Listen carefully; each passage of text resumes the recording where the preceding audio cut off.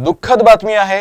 नागपूर जिल्ह्यातल्या कन्हान नदी पुलावर सैन्य जवानांच्या ऑटोला खासगी बसनं धडक दिल्याची दुर्दैवी घटना घडली आहे। या अपघातात 2 जवानांचा दुर्दैवी मृत्यू झाला तर 6 जण गंभीर जखमी झाले। जखमींवर रुग्णालयात उपचार सुरू आहेत। रविवारी सायंकाळच्या सुमारास हा अपघात घडला। कामठीमध्ये गार्ड रेजिमेंटल ट्रेनिंग सेंटर आहे। रविवार सुट्टीचा दिवस असल्याने या सेंटरमधील 15 सैनिक कन्हान बाजारात सामान खरेदी करता गेले होते। दुपारी 4 वाजताच्या सुमारास सर्व सैनिक 2 ऑटोने परत कामठीला येत होते। दरम्यान कन्हान नदी पुलावर विरुद्ध दिशेने येणाऱ्या एका भरधाव खासगी बसने एका ऑटोला जबर धडक दिली। ही धडक इतकी जोरदार होती की ऑटोचा चेंदामेंदा झाला।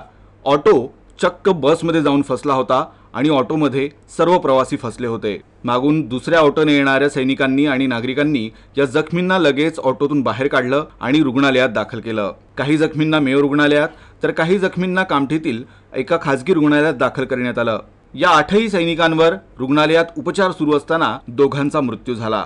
विघ्नेशजी आणि धीरजराय अशी मृत सैनिकांची नावे आहेत। अपघाताची माहिती मिळताच कन्हान पोलीस आणि कामठी प्रशिक्षण केंद्रातील अधिकारी घटनास्थळी पोहोचले। तर अपघातानंतर ट्रॅव्हल्स बसचा चालक बस सोडून फरार झाला होता। उशिरा रात्री त्याला देखील गोंदियातून अटक करण्यात आली। तर अपघातानंतर कन्हान पुलावर वाहतुकीची कोंडी झाली होती, मात्र पोलिसांनी त्यानंतर वाहतूक सुरळीत केली। तुर्तास जखमींवर रुग्णालयात उपचार सुरू असून पोलीस पुढील तपास करत आहेत। मात्र 2 सैनिकांच्या मृत्यूने हळहळ व्यक्त करण्यात येते आहे।